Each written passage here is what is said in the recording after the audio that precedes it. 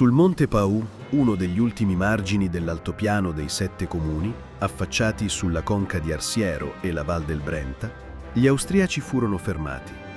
Il giornalista Luigi Barzini scrisse: «Dal Pau al Magnavoschi, le montagne porteranno eternamente incisi i segni di una delle più fiere lotte della nostra storia. E tra quei segni vive il ricordo del generale Achille Papa, che fu testimone diretto dell'inferno. Le sue parole restano scolpite nella memoria collettiva. Non vi è un palmo di terreno intatto. Gli episodi sono infiniti, ma solo chi ha seguito giorno per giorno, ora per ora quell'azione, ha un'idea della resistenza che si è fatta contro quella vera valanga di ferro. Un'eco potente della tragedia e del coraggio umano, incisa per sempre tra le rocce di Monte Pau».